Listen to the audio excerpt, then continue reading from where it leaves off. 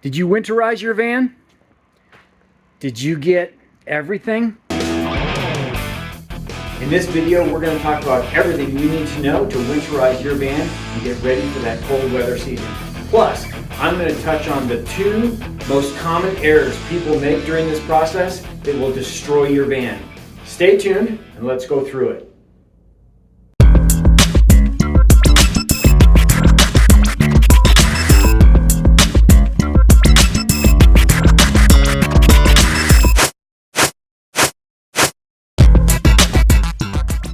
When you're looking to winterize your van, you want to think about everything that could go wrong if your van freezes solid as a rock. To start with, you have a fresh water tank, a gray water tank, maybe a black water tank, and you're going to want to go through and make sure that all of those get emptied. The water lines need to be emptied. The toilet that you might have could have water inside that needs to be emptied. All water in the system needs to be emptied. Check your refrigerator, because you'll probably want to shut off your electrical system, and if you've got soda pops in the fridge and they freeze, then things are going to explode. So empty your fridge out. I thought it might be helpful to draw a picture of your plumbing system, your water system, so that you can see the components and what it is that we're doing when we winterize. There's not a lot of moving parts, it's fairly simple, but let's get into it. You have a fresh water tank. We'll call that fresh water. And in that fresh water tank is a bunch of water. And typically, at the bottom of a fresh water tank, you've got a valve that is going to let that water drain out. You also have a water line that comes out of there, and it goes through a filter, and it goes through a pump. A water pump. And then often right after the pump, there's something called the accumulation tank that just normalizes the pressure coming out of the pump. But out of the accumulation tank is now pressurized, cold, fresh water. Typically, that's going to go to your sink. It's going to go to maybe a rear spray dock. We'll call that dock, and possibly a shower, if you have a shower. So you have cold water that's pumped through the system. Really simple. What if you have hot water? There's often a T in the line right here that's going to come over and go down into a water heater. There's your water heater. The cold water goes in and hot water comes out. So we have hot water coming out that also mimics or follows along those same pathways. So you have hot and cold water at all of your consumption locations. Drop the pen. So hot and cold at the shower, the spray dock, and the sink. That's your water system in a nutshell. When we winterize, we want to get all the water out of that system. And we start by draining the fresh water tank. So we open this valve and we let all that fresh water out. Obviously, like in the street or something where the water can just run away. Once the freshwater tank is empty, I like to run the pump for about 10 to 20 seconds, because you just want to empty the water that's in that line and in the pump. So you're going to empty out this water that's up through here. You run the pump for 10 to 20 seconds. Obviously, you're going to be running it dry with the water flowing out of it. So not for very long. Don't just leave it on. But 10 to 20 seconds, the water comes out. You'll start to get some air coming out the sink. In order to do this, you're going to open the valve at the sink, the cold water valve. And so you've now emptied out this line, shut off your water pump. For the most part, you've now purged all the water through this part of the system, and for the most part, these as well. You run, the hot and cold out of the dock, the sink, the shower if you have one, and that clears those lines. If you have a hot water tank, there are two ways that you're going to drain the water from that tank. It depends on the type of tank that you have. One of them is that there's some sort of a valve that you can open. Often there might be a valve at the bottom of the hot water tank, and you can simply open that valve and drain the water out. Alternatively, depending on your tank, your builder may have added an air hose adapter. So I'll call this the hose adapter for an air hose. You plug in an air hose here, and that simulates the pressure that would have come from the pump, and you can open up the hot and cold water at these locations, and the pressure from the air hose will force the water out of that hot water tank and back out all of these locations. There are two really important gotchas to pay attention to during this process. I may have mentioned it another part in the video. If you use a hose, if you have an air hose adapter, this needs to be no higher than 45 psi. I'm going to recommend 40 psi. If the pressure is too high, you can burst these lines. They're not made to hold a lot of pressure. So 40 psi is what you should use to blow out your tank, to blow out the rest of the water system. Don't just leave it at 100 or whatever your air pressure tank is at. The second really important thing is that this hot water heater probably has a heating element inside, some way that it's heating that water, and you don't ever want to run that with no water in the hot water tank. So when you emptied out this hot water tank, or when you're going through this process of winterizing, this might have a plug into the wall socket. Unplug it. Unplug your water heater. Or if it doesn't have a plug, if it's sort of hardwired into the system, turn off the breaker for it, unplug the fuse that goes to it, whatever you can do to guarantee, to ensure that you're not accidentally going to turn that back on before there's water in it later on when you reset up the system and put water in it to use it. So 40 psi, unplug your hot water heater, and empty the water out of the system. And that's it. Now you're winterized. A couple other things to consider. First of all, check with your builder or the manual that you may have gotten with your van on what they recommend to winterize your system, because each builder or each van manufacturer is going to have their own quirks to how they want to make sure you've winterized your system to drain the water. The next thing I want to talk about is antifreeze. You may have seen or heard about using RV freshwater system antifreeze. There's a couple things that really are important to note here. First of all, this is not the same antifreeze that goes into your vehicle's engine. Antifreeze that goes into your vehicle's engine is toxic, extremely poisonous. It kills any animal that will drink it. So you will never use antifreeze that goes in your engine, in your water system of your engine, in your freshwater system. There's a special antifreeze that is not toxic, that is made specifically for a water system like in an RV. Make sure you're using the right kind if you use it. I don't like to use it for a couple reasons. First of all, what's most important is that you get the water out of the system, and if you've done that, then you don't need to fill the system with antifreeze. If you follow the instructions I've provided here, antifreeze is completely unnecessary.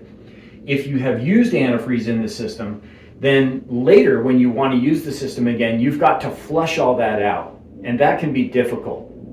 It can be a sort of a time-consuming process and difficult to get all that antifreeze back out of the system. While it is not toxic, you still don't want to be drinking it, and you don't want those off flavors. So I don't recommend antifreeze. I will always try to completely empty out the water system when possible. So just a quick summary here. We've drained the freshwater tank, we've purged the line through the pump, and we've used an air hose adapter or the pump or just simply gravity to drain out the hot water heater and these lines. When I've pressurized the system in my vans, we'll hook up the hose, this is pressurized, and I just go back and forth between the hot and the cold at each of these locations, the sink, the dock, or the shower, until I get air coming out both sides, both the hot and the cold. And then I know that all of the water is purged from this entire part of the system. And then, so how do we leave it at the end? We take off our air hose adapter and probably close the valve associated with that. But I leave the water heater valve open, I leave the freshwater valve open, and I tend to leave these valves open as well, just because I don't want any part of the system to get pressurized later on. And it helps me as a reminder that all of these valves are open, that the system is winterized. The other thing and the last thing you'll probably do is, with these valves open, go drive your van around a little bit. so that that water, that a little remaining water in the bottom of the tanks can slosh out and fully drain out of the system. Just drive around the block a few times, make sure you kind of go up and down and around some corners so that any remaining water gets a chance to get to those valves and drain out. And then I leave these open the entire time it's winterized. I'll just close them again. I sort of reverse this whole process, closing all the valves and filling it later in the spring when I'm ready to use the van again. We've emptied all the fresh, the water lines, we've emptied out the gray. If you've got a black tank, we've dealt with that. All of the water should be out of the system at this point. What remains? Electrical. Why would you winterize your electrical system, you ask? Well, that's a great question. Let's take a look. Okay, I've opened up the electrical cabinet here, and let's just talk about what it means to winterize your electrical system. I put lithium-ion batteries in all of my vans. They are a great battery. I'll do a whole other video on lithium-ion batteries and why I like those compared to others. But they do have a gotcha that you got to pay attention to, and that is that they won't charge when they freeze. And so when your van is going to be frozen, when it gets cold, your batteries cannot take a charge anymore. So let's say I called it good right now and I just left the system as it is and I set it out in front of my house. I turn off all the lights so that there's nothing that's consuming any electricity, or so I thought. There's a refrigerator, and the refrigerator tends to stay on all the time because it's ready to go. If I'm winterizing my van and I'm not planning to use it, I really want to shut off all of the electricity that's being used in the system. I want to unplug or open up, well, two things. Unplug the refrigerator or turn off the circuit that it's on, or just power off your entire system. Most systems are going to have a master shutoff switch. You turn off that master shutoff switch and the solar shutoff switch so that there's no power coming into the van and no consumption coming out of the batteries. So what do we do with the refrigerator? It's now turned off and it's closed, and you don't want it to get that wonky, dank smell in there from the moisture that's in the fridge. So open up your fridge at this point, maybe give it a quick wipe down and just let it sit. Now nothing is consuming power inside your van, and your refrigerator is not going to get all stinky from being closed up for potentially weeks or months on end. Those are the two things to accommodate when you shut down your electrical system for a long period of time. It's a good idea to leave your charge at, let's say, 75 to 100% charge when you shut it down for the rest of the season. That way there's still enough battery left so that when you come back and you want to use the van again, you simply turn on the system and you've got power to everything. You've got 75% of your battery left. You can close that refrigerator door and you're off to the races. Maybe you're going to go ahead and put some water in the system and use your van. So make sure your electricity is about 75 to 100%, and then completely shut down the entire system. That should be all you really need to accomplish for kind of complete winterization. You're going to park it somewhere, it's in the shade, it's in a barn, it's going to be frozen. It can sit frozen as long as it needs to, and it's ready to go the next time you want to jump into it. What if you want to use the van intermittently through the winter? Well, you've got a couple of choices here. Number one, you leave water in the system, you leave power in the system, you leave the van not winterized at all, but you have to keep the van warm inside so that the water doesn't freeze. Now, this assumes all of the water is inside the van. On my vans, I always put the entire water system inside. There's no external water. There's no water lines in the walls. There's no water tank underneath the vehicle. There's no gray or black water underneath the vehicle. All the water is fully contained inside the van. So all I have to do is keep the inside of the van warm, and I can use it all winter long. I can keep it warm one of two ways.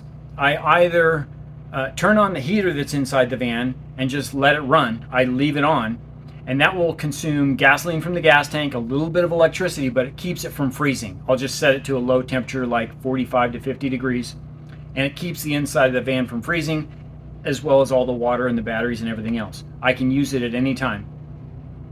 Another option, if you have the ability to plug in your van to a shore charge, is to plug it in and then just put a small portable heater inside your van to keep your van warm. Then you don't need to use the heater that's in your van and the gas from the tank, and it's topping off and keeping your electrical system charged all the time.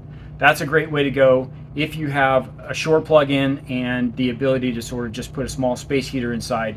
Make sure it's not next to anything that's going to catch fire, but just keep it at a low, let's say 50-degree temperature, so that the water and the other components inside the van don't freeze. Then you're ready to go at a moment's notice. The last thing is an interim solution where you want to use your van throughout the winter. It's probably going to freeze at some point, and so you want to go ahead and winterize the water system. But a combination of solar or shore power, you can keep your battery topped off. Go ahead and winterize the water system, get all the water out, and then when you want to use your van and your fan, just bring a couple gallons of portable water, a couple gallons of water from the grocery store, 2 to 5 gallons. Use those in the sink. It'll go into your gray water tank. You don't have to worry about your water lines, your main tank, your hot water system. All that remains winterized, and you can just use your sink for brushing your teeth and making some coffee and whatnot. Just make sure at the end of that process that you take those water jugs out of the van when you're done, and you drain that gray water tank. Once you've emptied out your entire system, one of the last things you're going to want to pay attention to is what angle you were parked at. So if you're not completely flat, or even if you were, the water in those tanks may not be reaching all the way to the drain plug. Once it's fully winterized, as we've talked about in this video, jump in your van, drive around the block a few times, up hills, down hills, park it on a hill, so that the tanks are leveled up, they're leveled down, and wherever that water happens to be sort of sitting in your van, it can reach those valves and drain out. That means you've left your valves open, which you should. After you've winterized your van, make sure that all those valves remain open so that that water can continue to drain out. It also leaves the system unpressurized, so that if you do have some little bit of water that's remaining and it freezes, it's not going to build up any pressure anywhere within the system.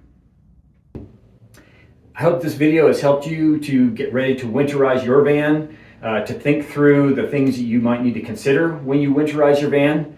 Things like making sure your refrigerator is empty, getting all the condiments and things out of the fridge, anything that can freeze and explode, get it out of the van so that you don't wind up with a mess later on. Please like, subscribe to the channel. I've got a lot more videos on the way. I'm going to do a full van build from soup to nuts, from start to finish, and hopefully you can follow along. Thanks a bunch.